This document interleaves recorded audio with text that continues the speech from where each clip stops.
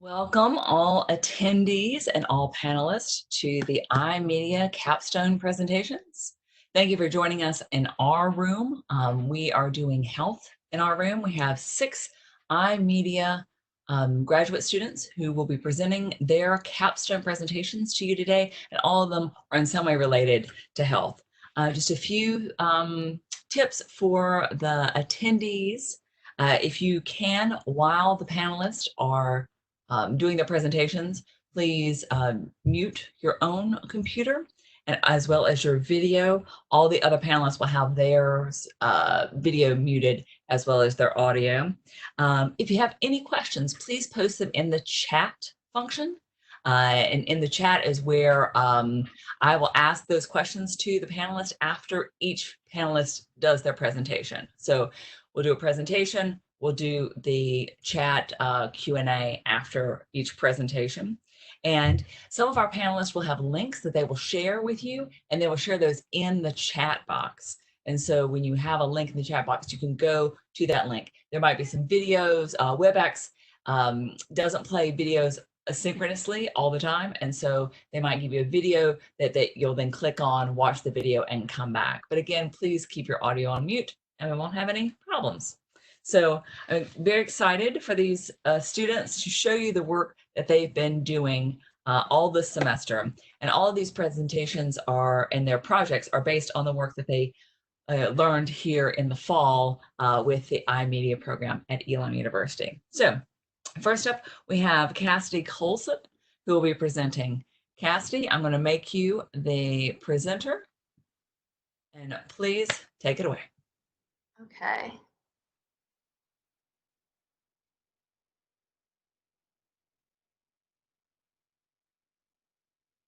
Is that all good? That looks great. Thank you. All right. So I just want to start off by thanking you for being here and taking the time to come watch our presentations. My name is Cassidy Colson, and I am going to be presenting my capstone project, Bloom. So Bloom is an interactive publication that encourages women to embrace their true selves, and it's a storytelling platform for women to share their experiences of healing and transformation.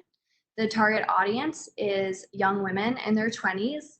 The graphics were all designed using Adobe Illustrator, and the site is powered by Saros. So I'm just going to start off by discussing the purpose and importance of this project. I approached it as an opportunity to use my professional and technical skills that I've been learning in this program with a personal passion of mine and something that I like to talk about and I find it important to talk about.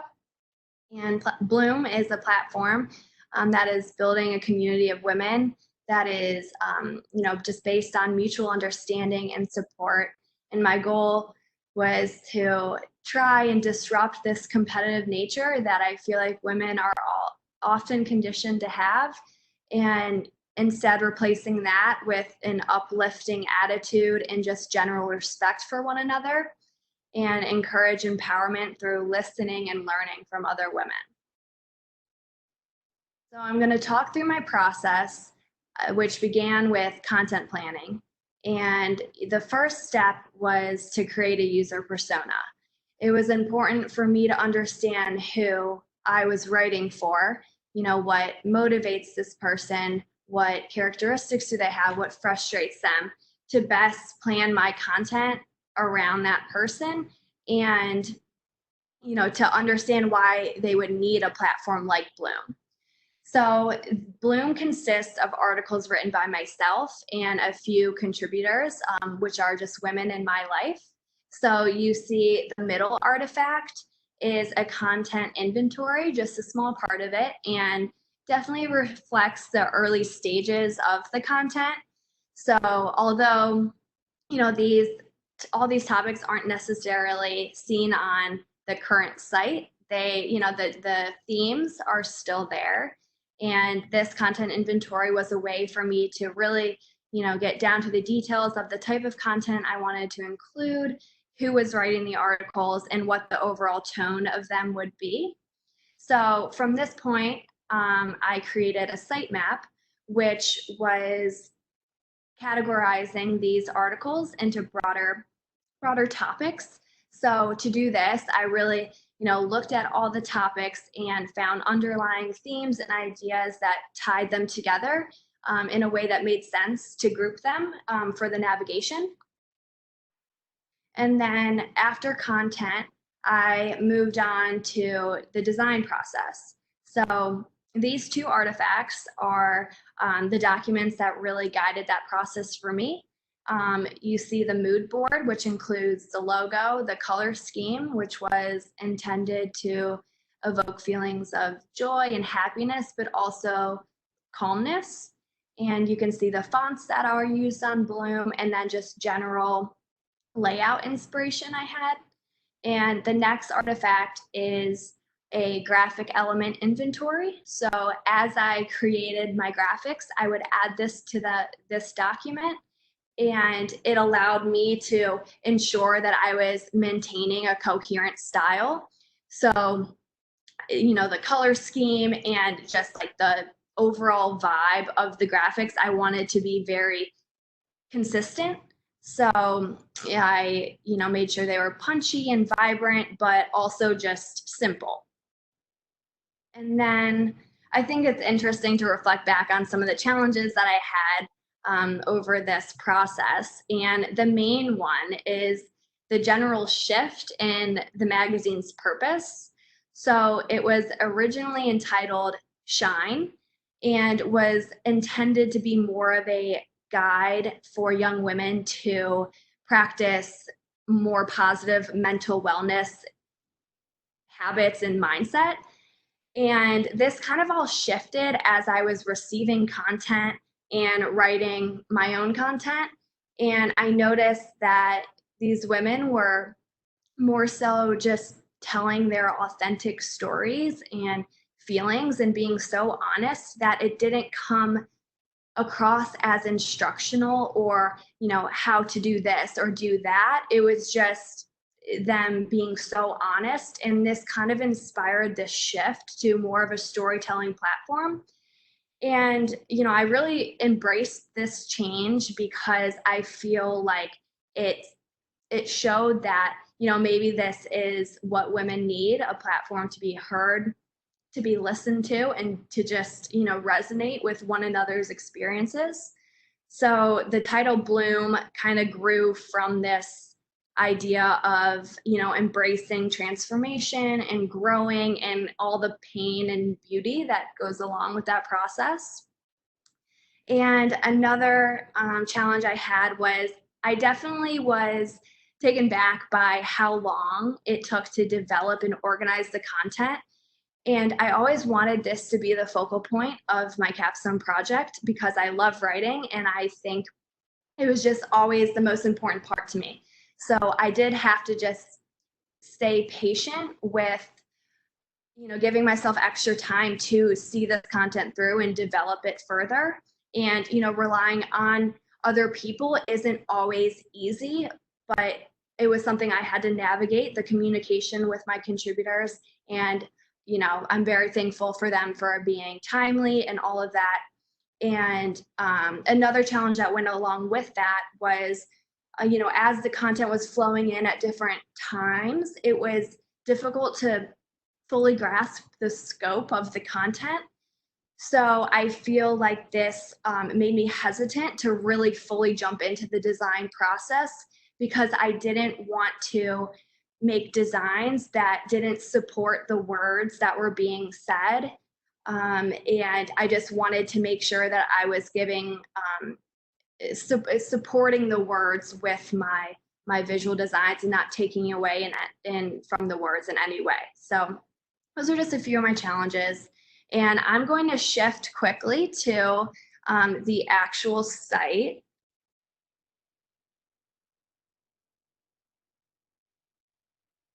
And feel free to move along with me. I'm going to insert this link. Give me 1 minute.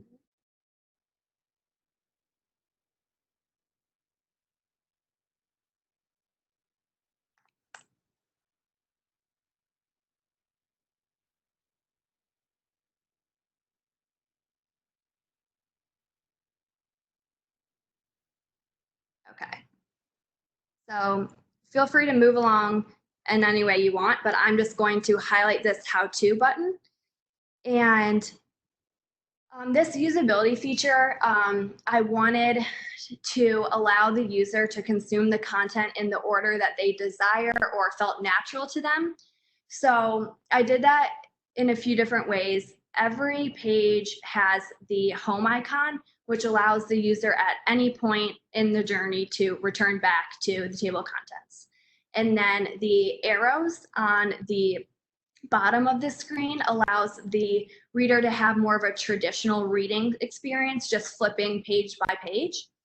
And then finally, on each article on the top left corner, you will find the section breadcrumb, so you can visit back to the section landing page in addition to the content page. And again, this is just my way of ensuring that the user did guide their own consumption. So I'm going to wrap up there and return back to my PowerPoint.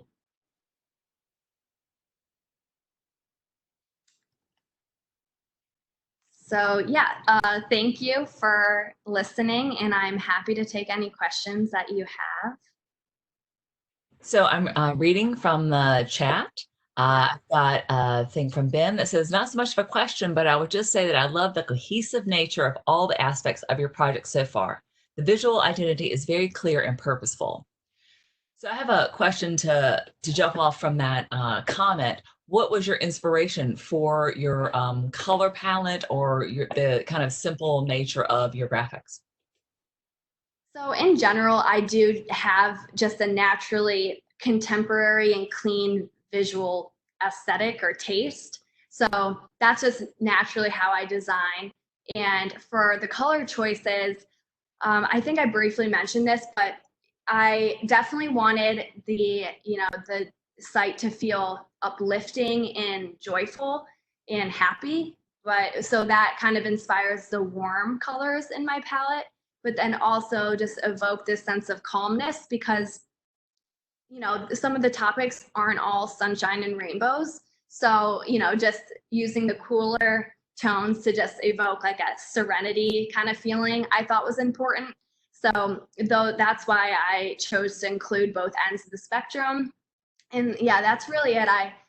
I just wanted really to focus on the writing, so I didn't want to make super out there graphics, just graphics that really like supported the content. And Cassidy, you also mentioned, the challenges working with your contributors. Right. Can you talk about, have your contributors seen the finished project yet? Yeah, so I sent them. I've been sending, my progress along the way, but I did send the finished product to most of them, and it's just it really adds to like the reason I created this, like women just lifting each other up and being supportive because I've received so much support from these women, and it really just makes it all worth it. So it's awesome. It really was a team effort, and like their content is so inspiring to me, and they're awesome. All right, great. And so any further questions for Cassidy?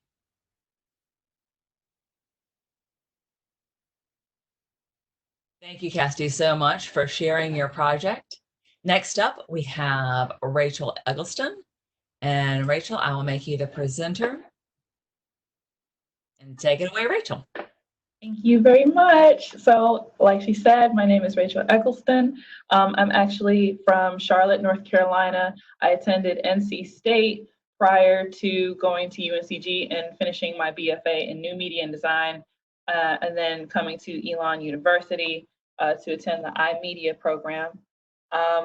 My favorite color is actually red, and this part is important. Steven Universe is one of my favorite shows if you've ever heard of it. If not, you should check it out because it's a really good show. But this is my project, Lightroom.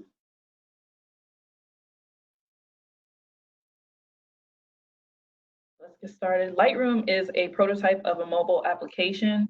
that focuses on self-care, positivity, and suicide prevention for young adults. I created the application in Adobe Illustrator. The iconography is in Adobe Illustrator, and then the prototyping was in Adobe XD. So why Lightroom? It's a personal story. During my second year in college, a friend of mine and my old roommate actually took her life and passed away. Later on, talking to friends, I found out that a lot of people my age were really stressed and really depressed and having negative thoughts and emotions. And the more I talked to people about it, the more it became a focus for me and something that I wanted to help bring awareness to and possibly, decrease the numbers of attempts and successes. So I thought about Lightroom. The whole vibe, for lack of a better term, for Lightroom is crystals and light and reflection. So a lot of people think that crystals have calming and healing properties in them. Regardless of whether or not you believe that, crystals are really pretty. They reflect light and they project that light in their environments, and they do have a calming effect, whether or not you believe they have those properties. So I wanted to take crystals and display Lightroom in that way, and that's why I used crystals for my logo. So after explaining that, I really just want to go through the actual thought process of how I got from the beginning of the semester to here. So with brainstorming, I had to figure out what exactly I wanted to accomplish with this project, who I wanted this project to serve, and how this project could challenge me personally and get me out of my design comfort zone.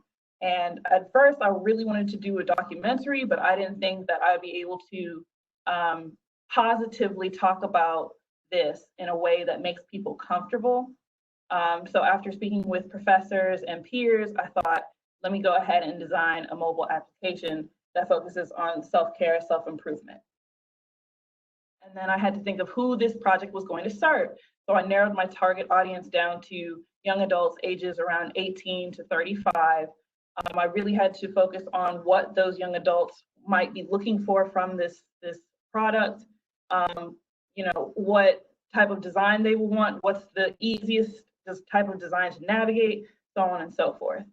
So after finding what my target audience would be, I came up with a list of features that I wanted to have on my prototype. I surveyed those potential users and narrowed my features down.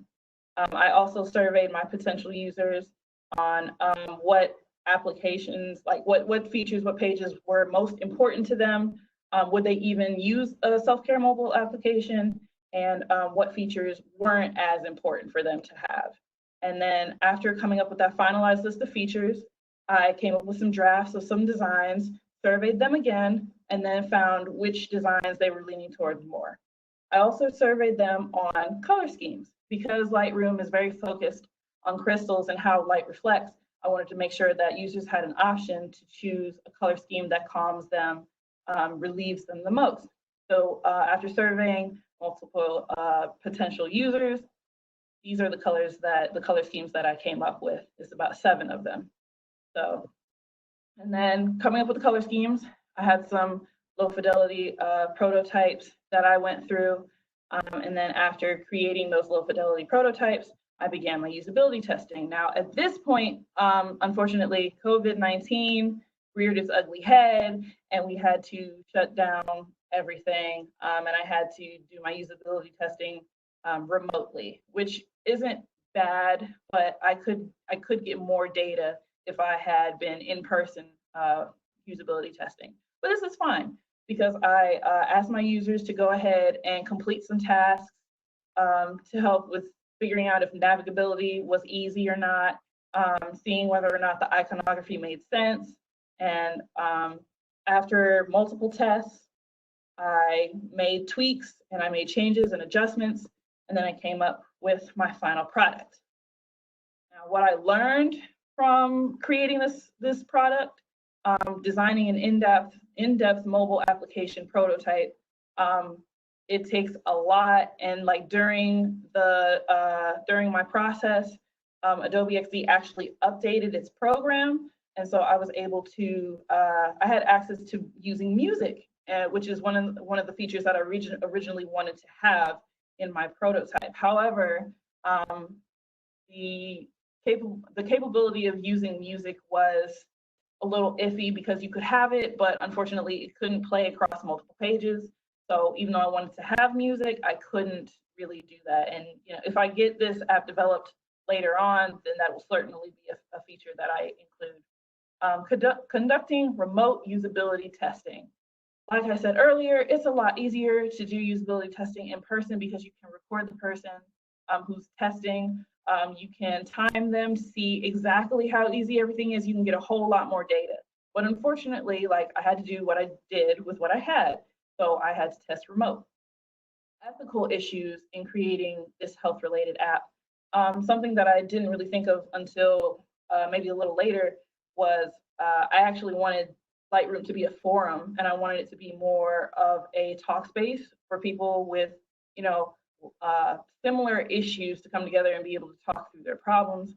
But after speaking with some professionals, they advised me that you might run into some roadblocks.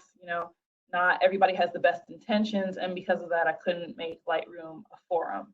Another thing that I learned is that being under stress is understandable, but it is not an excuse. Like COVID-19, nobody could have predicted this, honestly. All of us had to shift, like everybody had to shift. Me, my classmates, the people in the workforce, parents at home, everybody had to make a shift. Everybody felt the stress. But that doesn't mean that I should use that as an excuse not to put my best foot forward. And if anything, this pandemic is the perfect time for me to perfect and come up with this project. And I use that mentality to propel me forward and finish my product.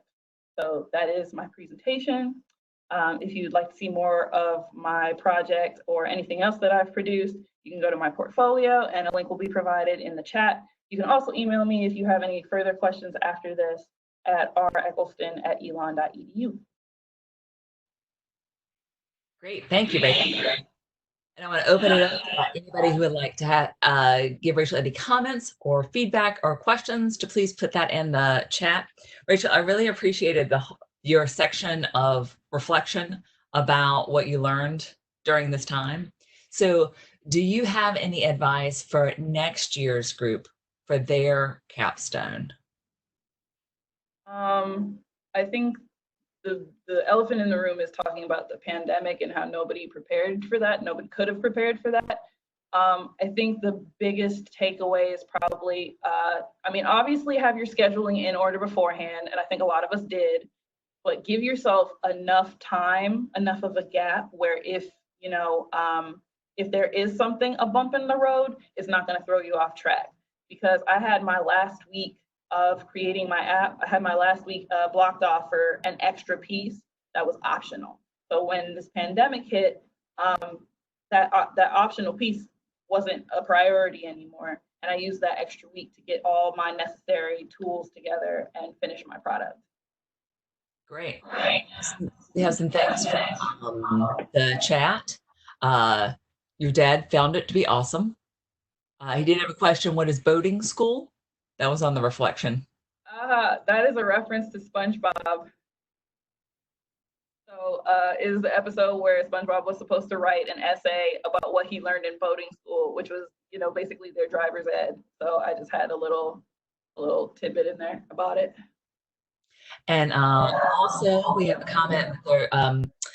Very glad that you referenced, this unusual time. It seems like this could be a perfect time for an app like this. There are certainly privacy concerns, but something like this allows you to chronicle your moods and emotions over time. Seems like a good idea. Well done. We also have a comment from Dean Ford. Thank you for sharing your project, Rachel. How might you extend this work and who would you want to partner with to make it become a reality? I haven't thought about specifically who I want to partner with, but extending this further, I would love to see if Adobe XD allows for music across pages. I would love to implement my music in the background, maybe have different artists create different playlists.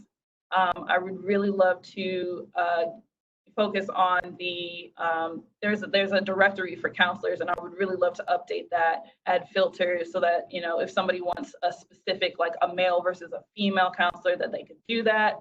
And I think I would also like to have a more in-depth way of tracking moods, because right now the mood tracker is kind of primitive to me, but I feel like it could be more interactive, maybe having some of the moods like, I don't know, if you're happy, it might wink at you or something like that, something like really like interactive.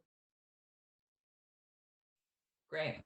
One more comment. Glad you brought your personality into this. Makes it more interesting. And is the Lightroom prototype, how does the emotional charting work? Is the mood tracker for every day or every time you feel different? It's either or. So it would prompt you at the beginning of you opening the app if you wanted to add a new mood. You can, of course, skip this.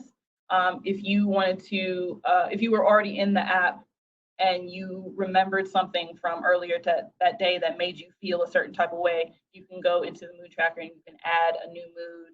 So it's whenever the mood strikes you,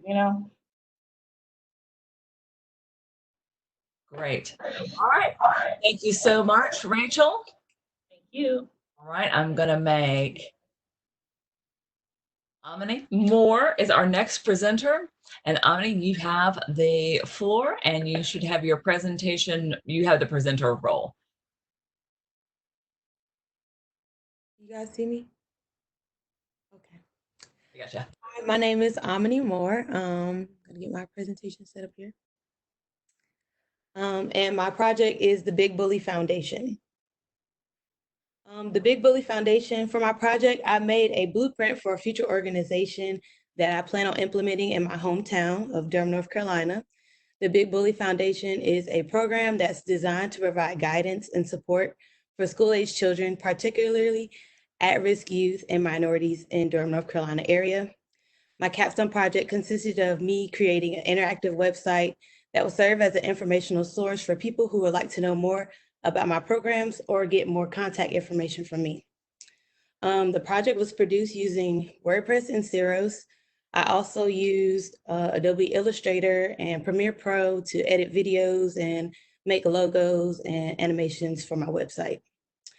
The project can be accessed at bigbullyfoundation.omnimore.com if you would like to click on it. I will continue to go over my recap of the process that I went through. I chose this project because I felt a personal connection with the services I wanted to provide. I'm an employee of Durham Public Schools, so it's just something that really touched me, like being in the school system. I see every day the need for additional emotional, academic, and financial support for students and parents and families.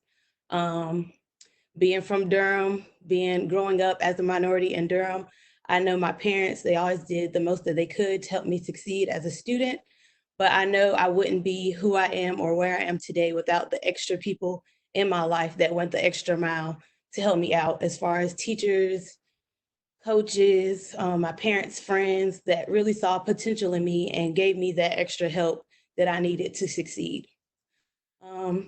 As far as my design choices go, I wanted to incorporate the beauty of Durham within my website, and it's incorporated in my logo as well. And my challenges, they included just adjusting and making sudden changes due to the COVID-19 pandemic.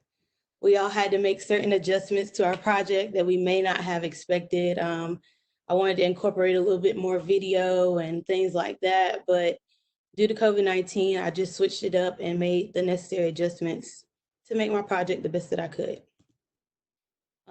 Up top, you'll see my logo, and I'm going to go over my website, and we're just going to see the different programs that I have created, and they're just mostly STEM-based and art-based. And we'll also see a podcast clip, if we have enough time, of Totally Badass, which is a podcast featuring a conversation with your badass kids. This podcast is— Hey, Amini? Yes. Amini, I'm sorry. We see you, but we don't see the site. Do you see? Share your screen. Yeah, I just sent you a message saying I couldn't. I didn't know if it was just me. Yeah. You can't see the PowerPoint? No. So if you just do share screen or share content, and then you can choose PowerPoint.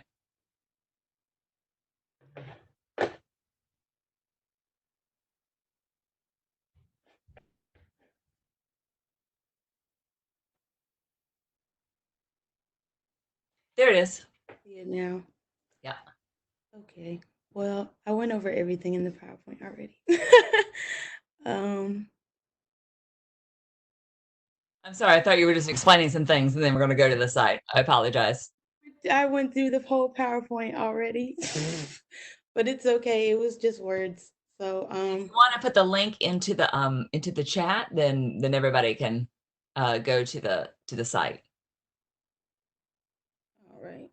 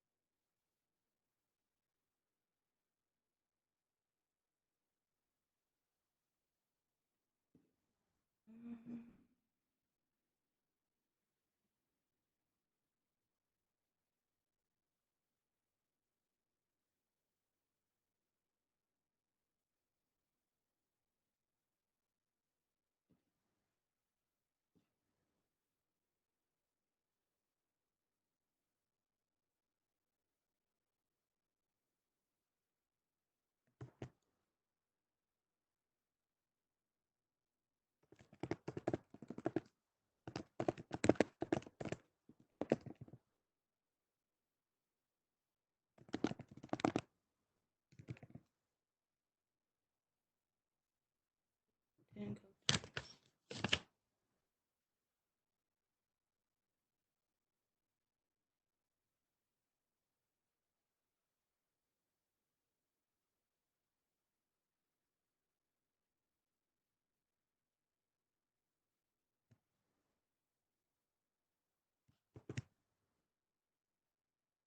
Okay, I just sent a link in the chat for people who want to look at the website. Did you send the link in the chat? Oh, no. And if you send it to all participants, that'd be good. You might have just sent it to one person.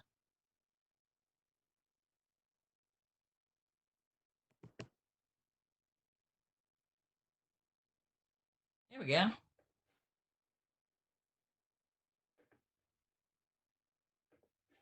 So now everybody can go into that. And if you want to pull that up on your screen too, you can go through some of it if you'd like. All right. Mm.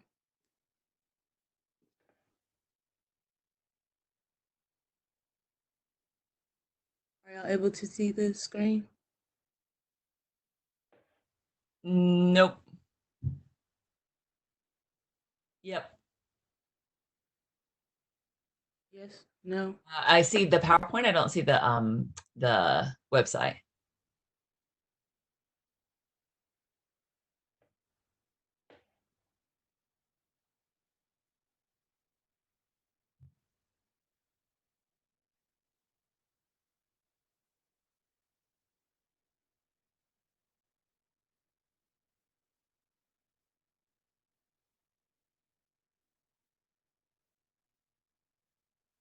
Y'all see it now.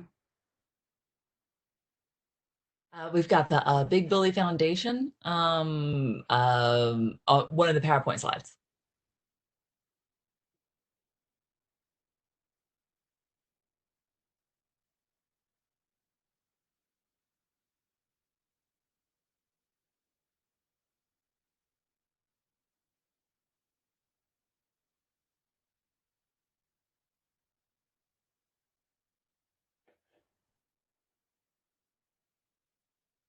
So when you share a screen, you can make choices of what you want to share, and then so you can choose to share the For it to pop up, page.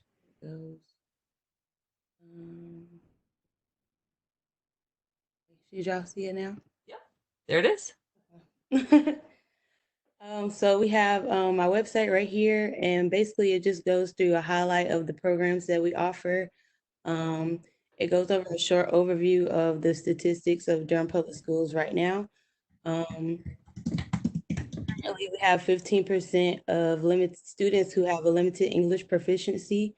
39% of students are ready for college and careers by their senior year. 49% of students are performing at grade level. 62% of students are economically disadvantaged, and 77% of students are in the minority demographic.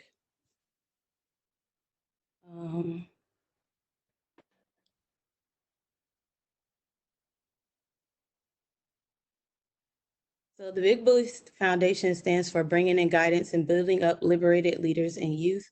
We have 4 focus points that we think are critical skills that, or things that people should address at an early age for students to express: self-expression, truth and service, self-awareness, and arts and technology. We also we have a list of programs that we offer, and a short section for blogs and articles that give you tips for parents or students, and also have stories that you can connect to on a personal level.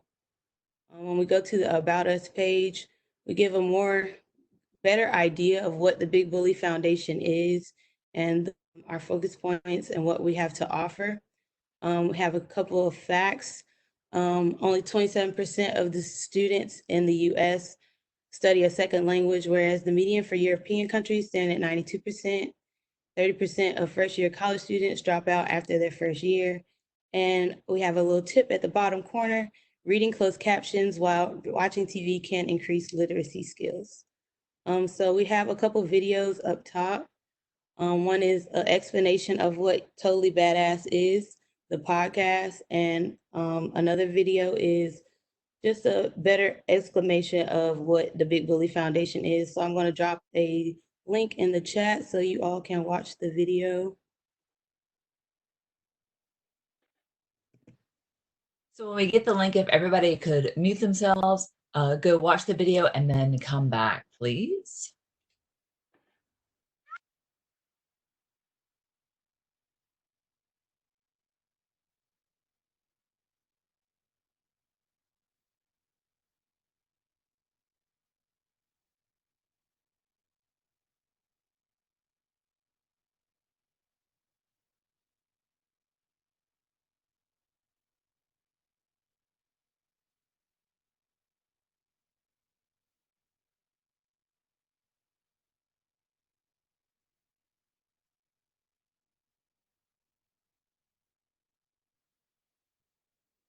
All right, people should be returning back into our room after watching the video.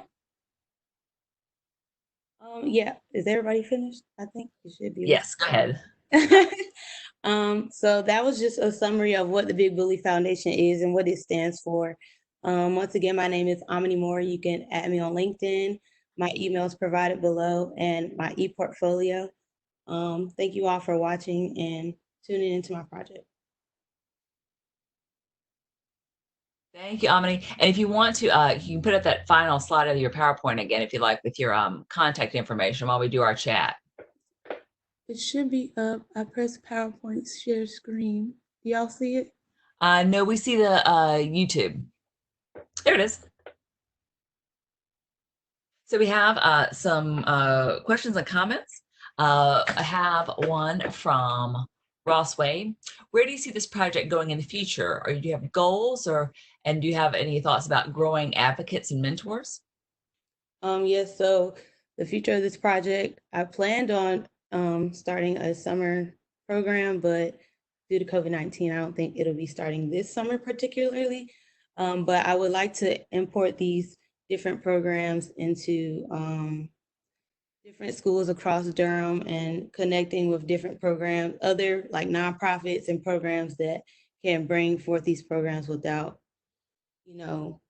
causing any financial problems to other people who want to participate.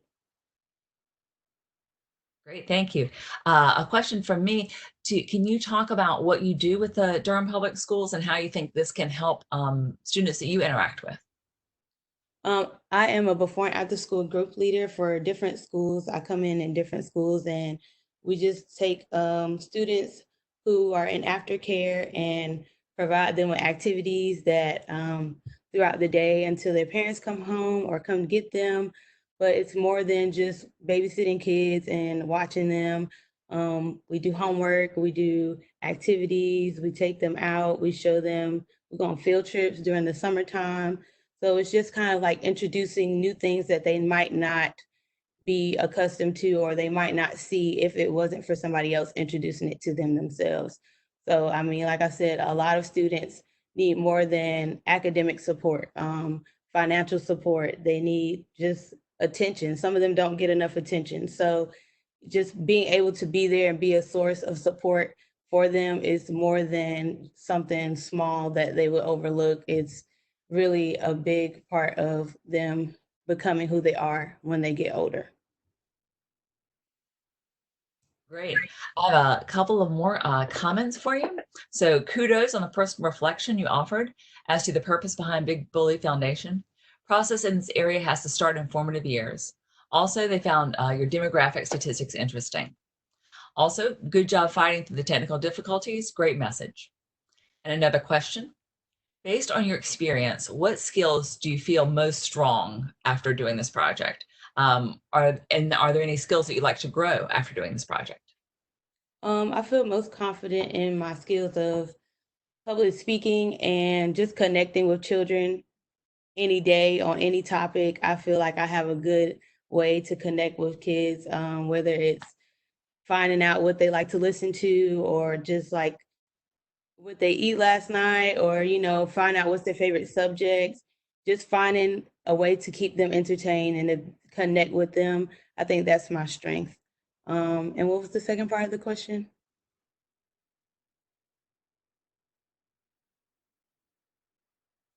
Other skills that you'd like to grow further from this? I would like to be able to give my own pop-up sessions. I mean, I know I have ones available on the site about having pop-up sessions dealing with credit and budgeting and things like that.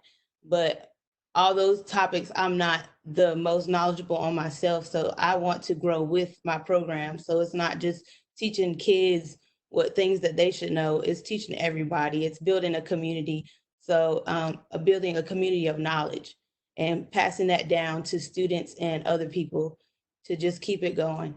That's what's important, to build up future leaders. And that's what we have to understand. You have to do it as a team. Okay, great.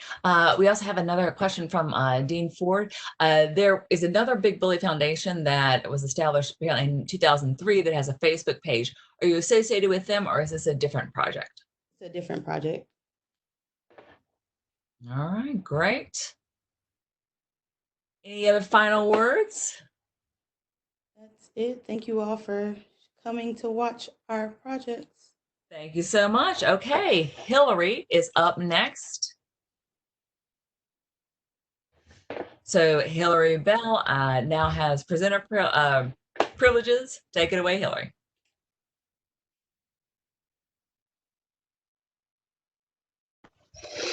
All right. Hello, everyone. My name is Hillary Bell, and my capstone project is entitled Sisters Serenity. Right. Sister Serenity is a mental health safe space for Black women from the ages 18 to 35 in the form of a mobile application.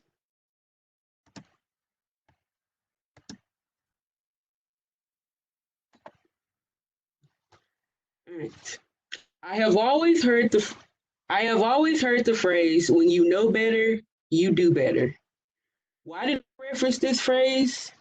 I referenced this phrase because Sister Serenity is surrounded by the idea of eliminating the strong Black woman narrative that originated during the time of slavery.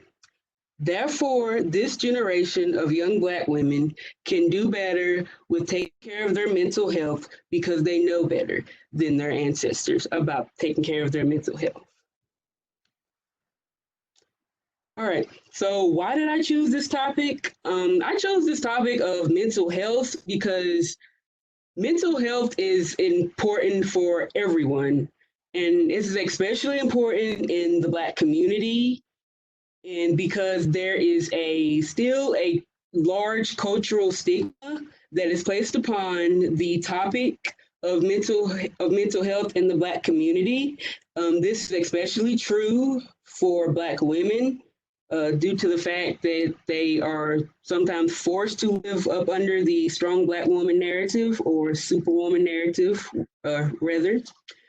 And Sister Serenity is needed because Black women need a place where they can express themselves freely without judgment, and a place in a place that is absent of racism and sexism. All right. So for my design choices, here is my color scheme.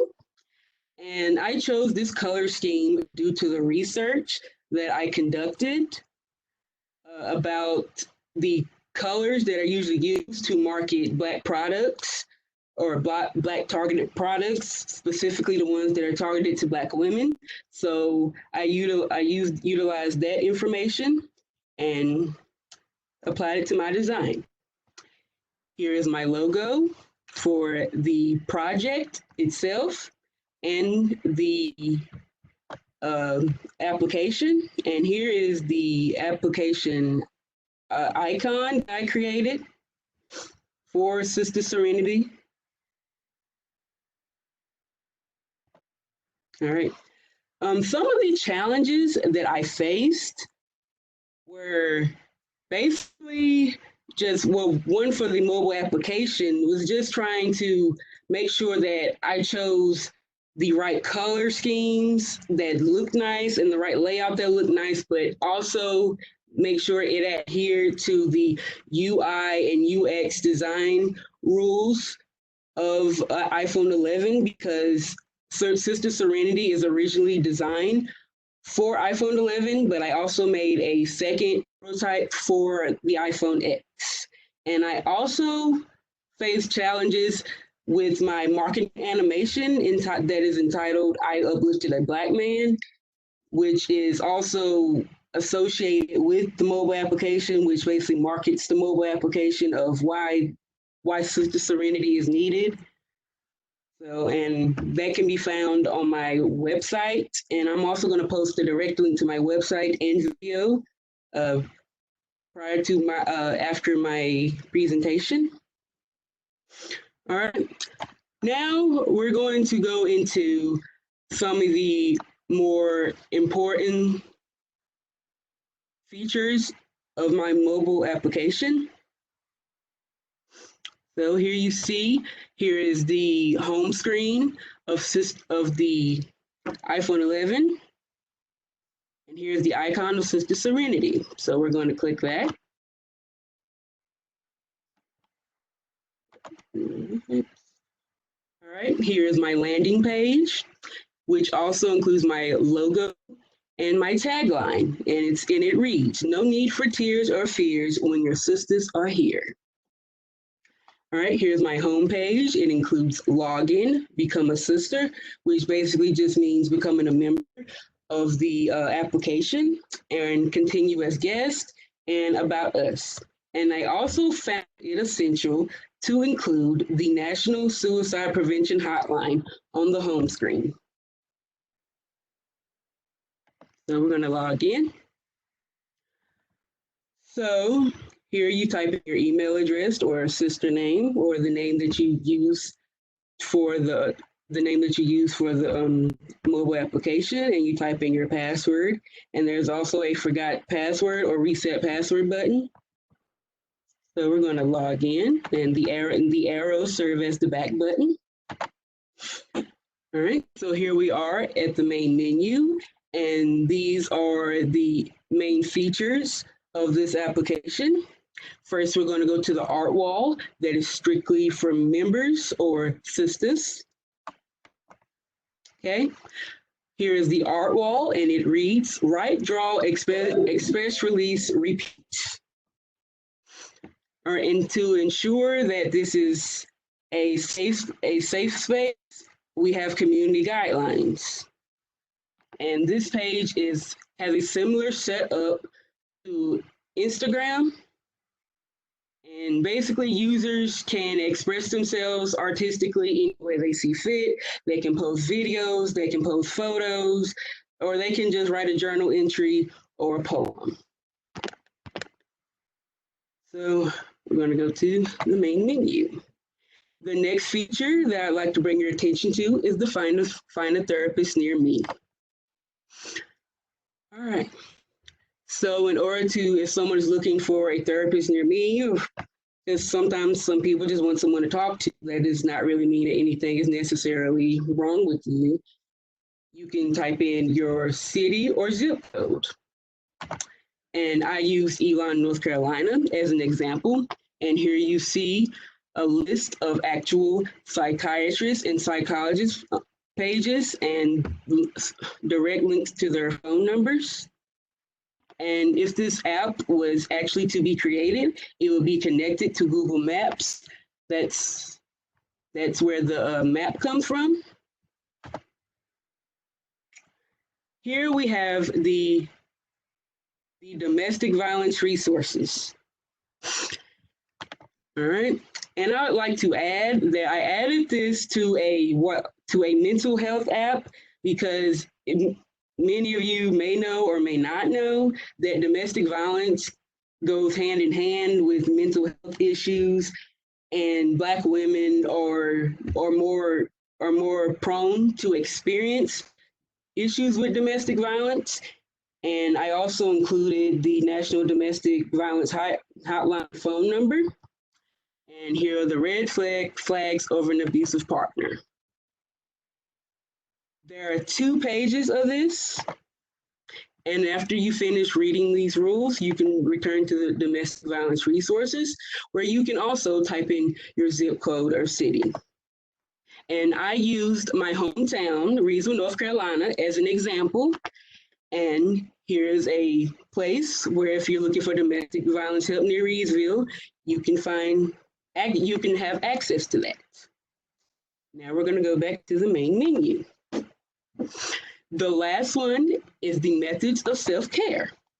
Here I included a list of self-care apps, and these include apps for exercise and apps for yoga and meditation. All right, now we're going to go to the profile page. So basically I went for an Instagram layout here also, and I also added the My Diary, which users can actually write how they're feeling that day or whatever they just want to write. So here's their post, main menu, and here's Become a Sister page. Here's the information you need to provide. You can also upload a photo of your identification card or driver's license. Here's the second page, create account, and it takes you back to the main menu page. Right? Now we're going to go to continue as guest, which takes you to selecting your age range. I came up with this feature because honestly, at 18 years old, you still feel like a child. You still don't really feel like you have it all together. So I don't believe that an 18-year-old should be in a therapy session with someone that is in their 50s or 60s. So they need that comfort zone also. So, and that is all for my presentation. Like I stated before, I will post the links to my websites and videos and interactive prototypes. Would you like us to watch one of the videos Mm.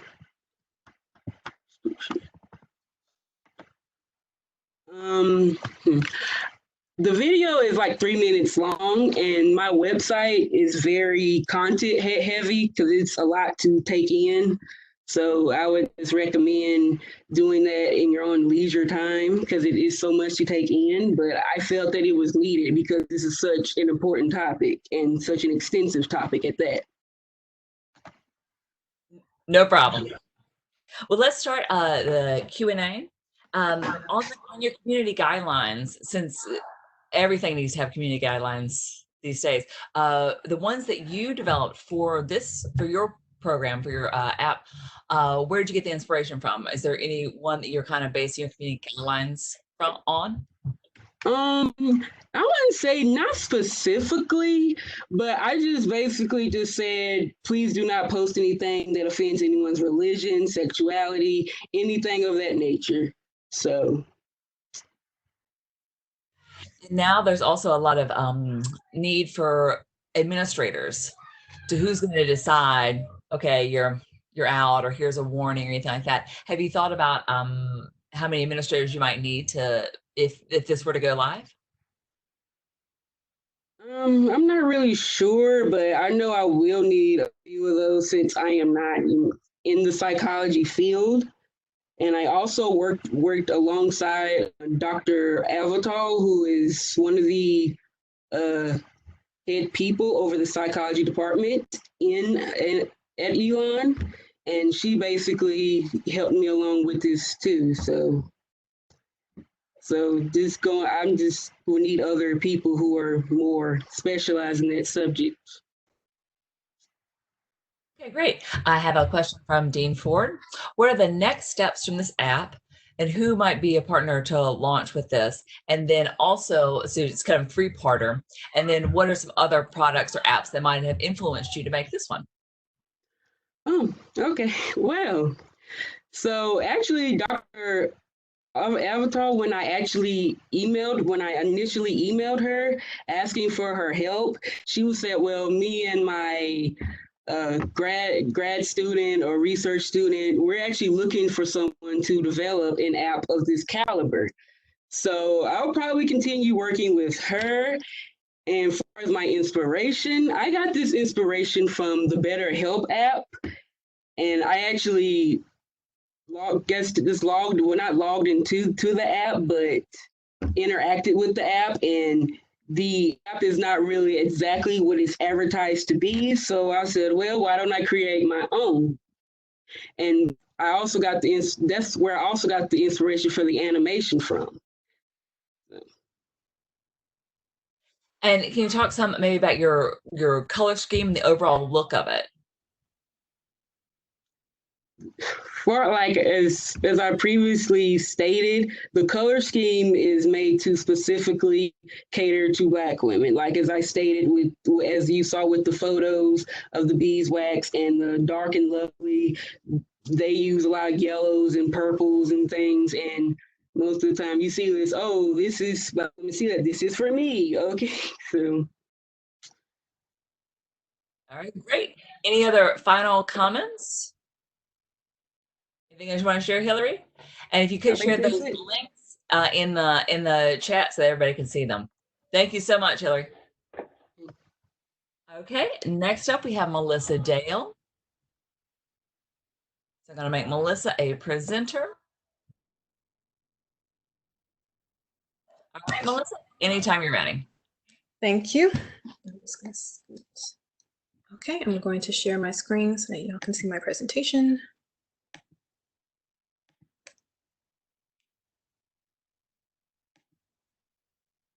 Okay.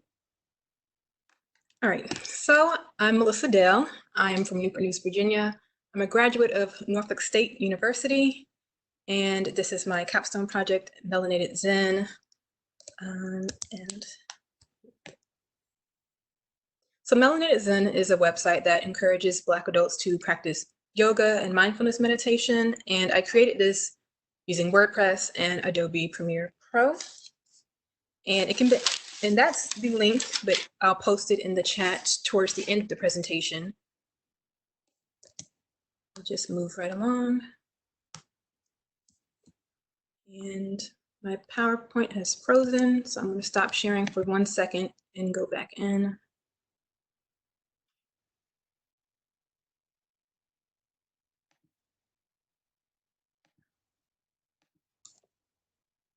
Okay, so when I'm talking about the process for creating Melanated Zen, I did this because I believe that yoga and mindfulness meditation can greatly benefit Black people, especially in America. I think it'd be a great coping mechanism just to help us deal with, any stressors or mental illnesses that we may be suffering from. And when creating this, I used a pre-made WordPress theme, but I tried to search for one that would be responsive across, desktop, mobile, tablets, and that would allow me to make customizations. So I went through a few rounds of downloading a theme and uploading it to the site and saying, I don't quite like that, and finding another one. And I produced, all the original content, blog posts and videos, and I'll talk about that more a little later. So this line graph is just showing of suicide rates in America from 2009 to 2018. So the top line is, overall United States suicides. The bottom line is Black Americans. And some people may look at that and say, oh, well, it's a lot lower than the overall rates. So, that's not too bad. But as you can see, as you go throughout the years, that line starts ticking up, and that's concerning. And since I'm not a therapist or a psychiatrist, but I am about 20 hours shy of becoming a certified yoga instructor, I figured that I could serve my people and give them the gift that I've received from yoga and share it with them by creating this site. So these are some brainstorming exercises that I did early on in the semester and a little bit during last semester. So with the note cards in this photo, those were just like at the top was the goals that I wanted to achieve within the iMedia program. So I wanted to produce attractive and engaging multimedia content. So when I was thinking about my topics for Capstone, I thought, okay, well, how am I going to do that? So I wanted to create something uplifting for Black women first, but later I said, well, I want it to be for Black men and women because they deal with their own set of issues in being a man. So then I decided, okay, I want to promote a healthier type of lifestyle. And I thought, okay, I'm, taking these yoga courses, why not incorporate that? And then the next part was, okay, what medium am I going to use? Is it going to be an interactive magazine or a blog site? And I went with the blog site because I'm very comfortable with blogs. I've probably been blogging for 10 years. I've owned my own blog for about, I think, 6 years now. It was an undergraduate project when I was a senior. And so this other artifact that I have with the Post-it notes was kind of an exercise to help create sort of an elevator pitch. So the final pitch sounded something like, this project, because it didn't have a name at the time, and that's why you see that huge blank spot. This project is for Black adults who want to learn about yoga, but don't know where to start. So I'm really targeting beginners. And this is a market that will educate them as well as show them that yoga is accessible for them too.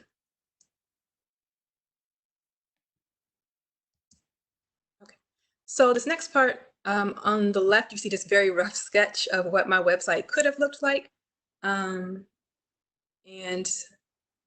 where you see the drawings of the poses, cat and cow pose. Originally, I was thinking of making maybe an illustration or something for yoga poses, but as you look on the right side, you'll see the polls that I had people take, and everyone said that they'd rather see a live video. So I decided I would create a YouTube channel.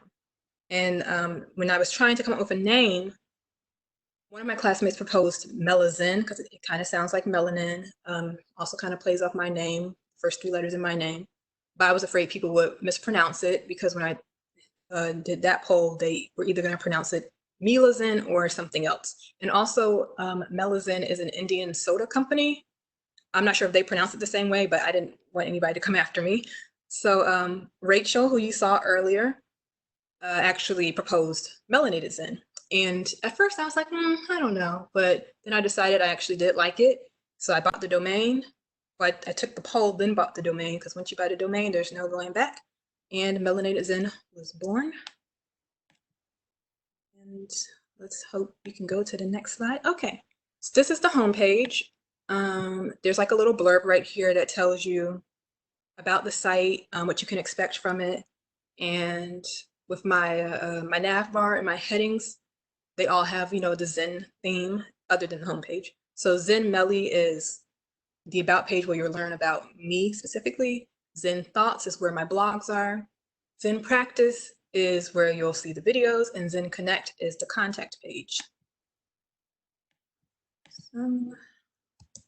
Okay, so this is, I embedded the video from YouTube. This is the 5-minute morning meditation video, and I kind of hovered over Zen Thoughts so you could see how I created my categories for the blog post. So it's yoga, meditation, and spirituality. And so talk about some of my challenges. Since, social distancing started, I wasn't able to have the help of my classmates like I expected when creating my videos. So it was mostly, me outside in the park, setting up my camera, making sure everything looked good, then setting the self-timer, running into the frame, seeing if, and then running back to the camera to see if I was centered in the correct way, and, doing that a few times, and then, finally pressing record. And that was fine. It's a process. It just took some time getting used to that.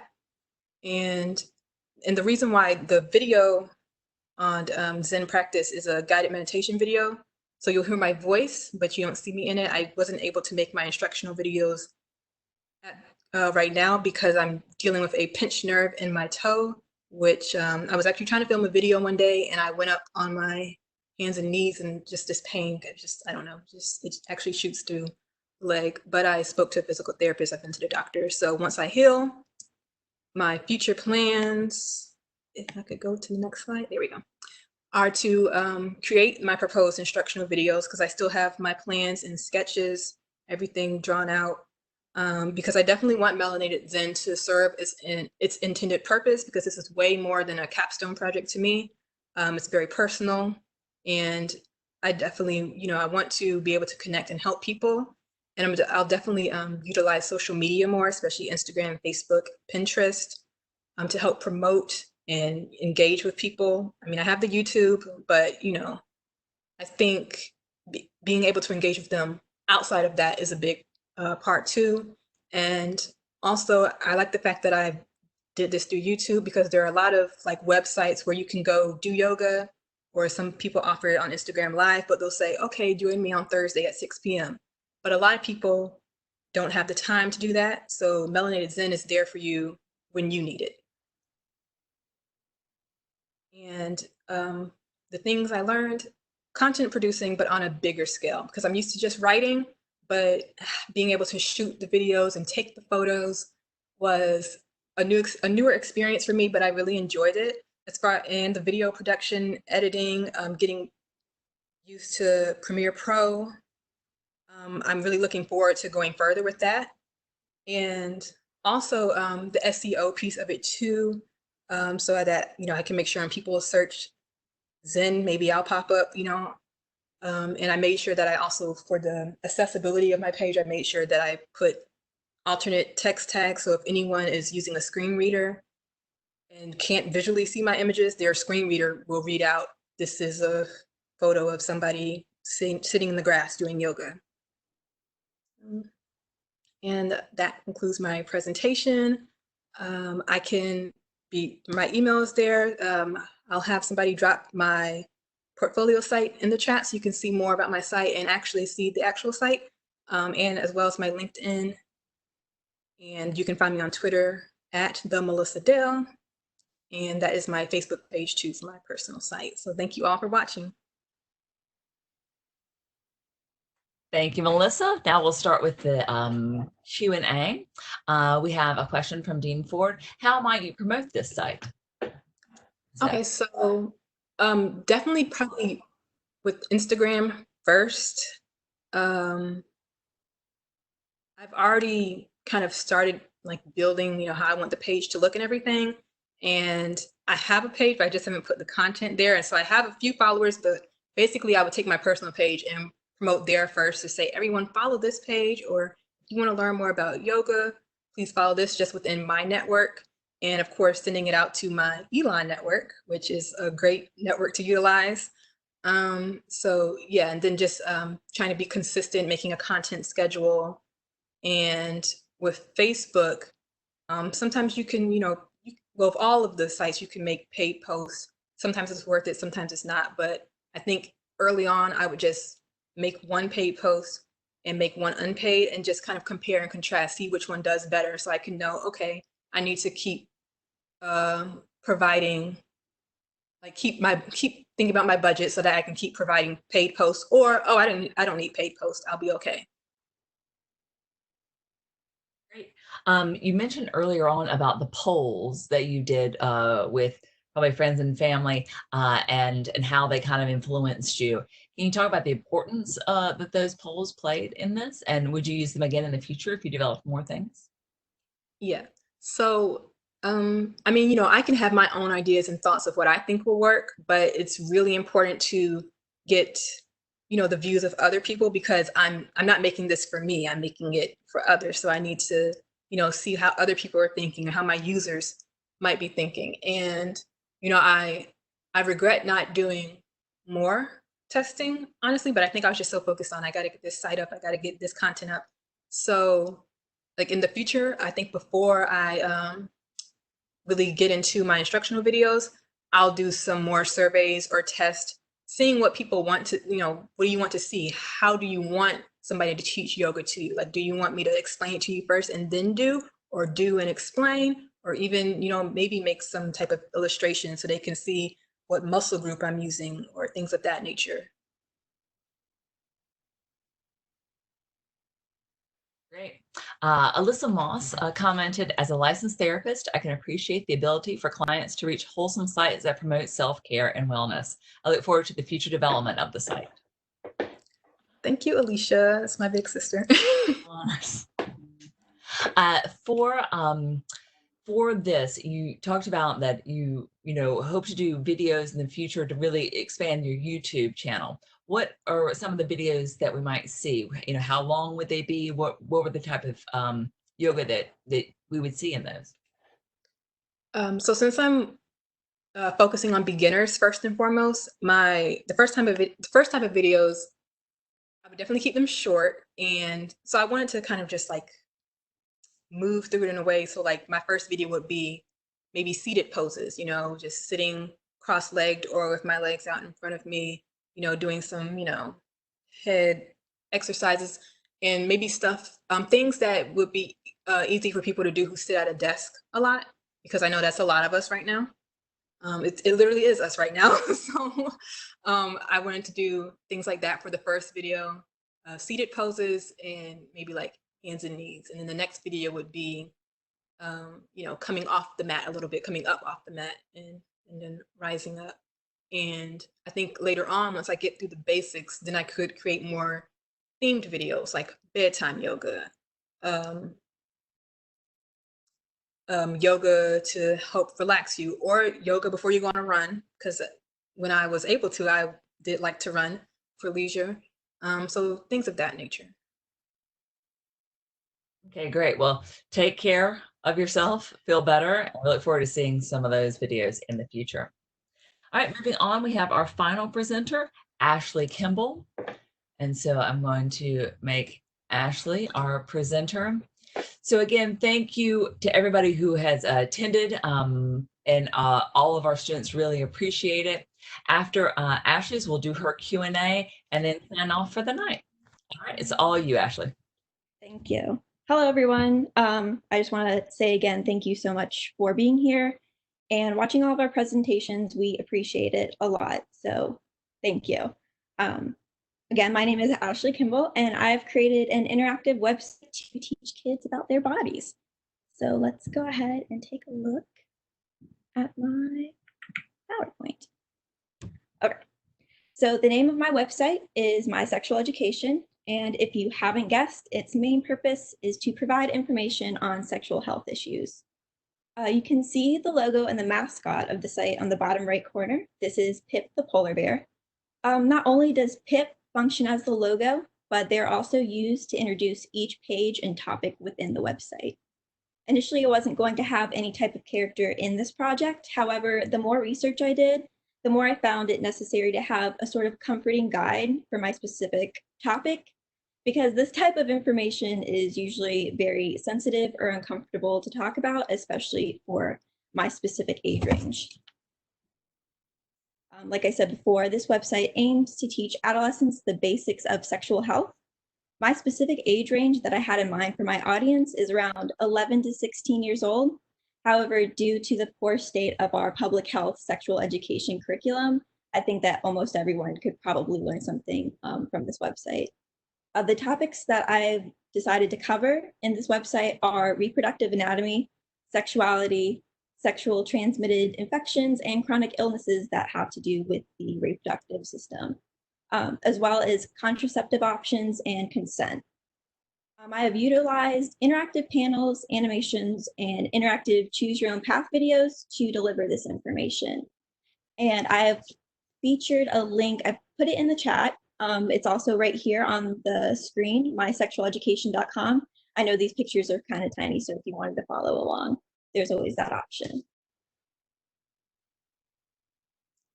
Initially, for this idea, I wanted it to solely be about consent and addressing certain myths surrounding sex. However, the more I worked on it, the more I realized I couldn't just address these topics properly without providing a lot of background and basic information, again, which should have probably been addressed in a public school sexual education. However, the absence-only curriculum does not adequately address these topics. This eventually caused the project to evolve into creating a website that addressed sexual health and safety as a whole. Through this website, I hope to provide enough information and understanding on sexual health and safety to impact my audience and help them make more responsible decisions, not only for themselves, but also for any sexual partners that they may have. The challenges that I faced along the way are pretty similar to everyone else's. COVID-19 really really kind of messed up my plans for interviews. I had planned on interviewing peer-to-peer educators that worked in the schools teaching their peers about sexual education. There are also initial difficulties maintaining communication with some of my consultants because usually I was communicating in a face-to-face way, but switching over to email kind of got a little hairy, but we made it through. And also here you can see my lovely construction paper and ribbon prototypes for my site. All products were courtesy of Professor Milner, so thank you for that. All right, I used mainly Illustrator and Ceros to create the body and interactive panels in my website. Everything you see on the site, with the exception of the WordPress theme, was illustrated by me. Also to the right, you can see more mock-ups that I created in Illustrator. I also used Adobe After Effects and Echo Studio to create animations and interactive videos that are featured on the My Body page and My Consent page. The future goals of this project are to make the entire site mobile friendly. Due to time constraints, I was not able to do that. It is slightly mobile friendly, but it's very tiny. So we do have to make some adjustments there. It is also my goal to create an option to view this entire site in Spanish, which I'll be able to translate myself. But yeah, that is my future goals. I'm not sure where we are on time, but I do have a small video, or if everyone could. Okay. So if everyone would want to move to the website and go into the My Body page, there are various animations, and if you just wanted to look at the female body one, for a few seconds just to get an idea of how I wanted of what kind of information would be present in this website.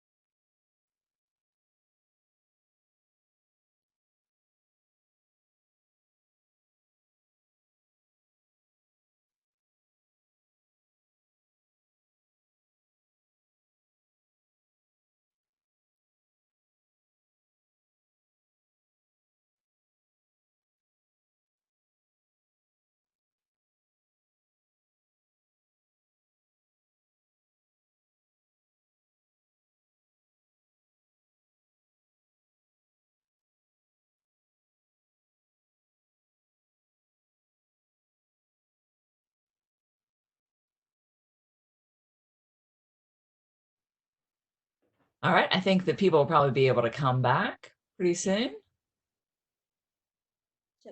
I'll keep going.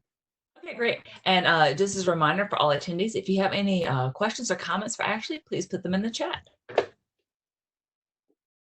And again, my name is Ashley Kimball. My online portfolio is ashleykimball.com if you would like to see more of my process.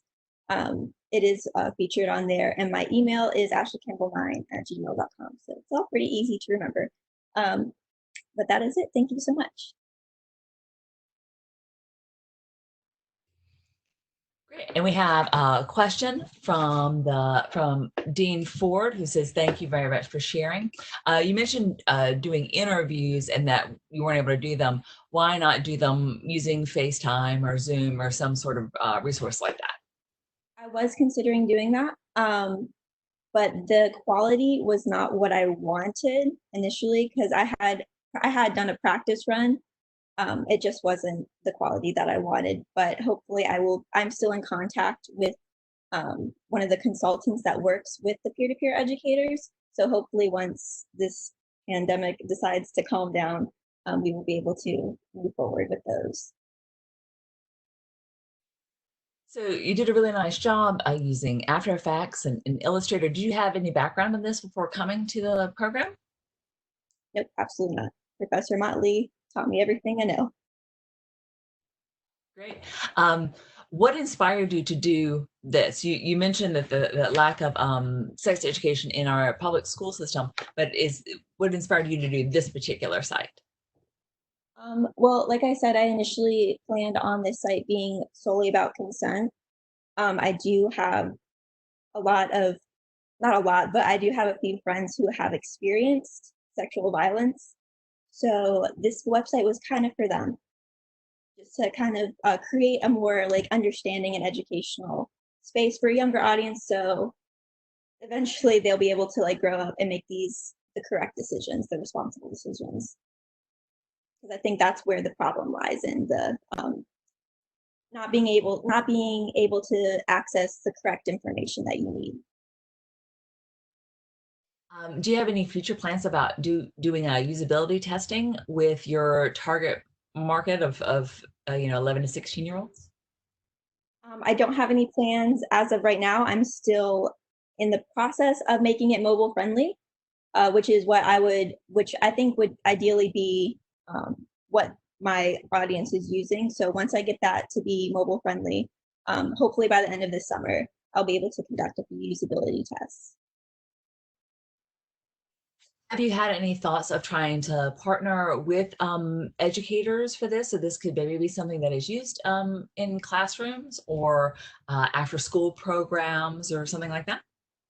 That is another challenge that I have faced. I have consulted with a few people who are in sort of the same field, and their concerns, because they do work with schools who are mandated to employ an abstinence-only curriculum, it's kind of difficult to implement evidence-based and comprehensive because it does not go well with their what they're supposed to be teaching. So this website has always been kind of actively working against that.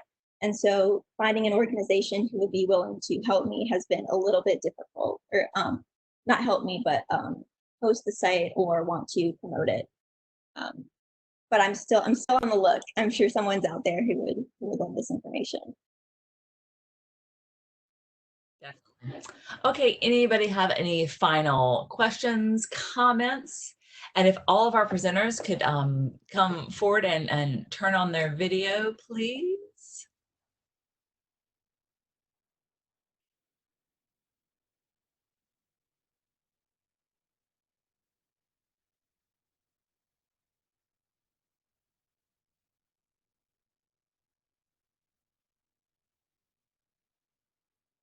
Hey, Amini, do you want to turn on your video one more time?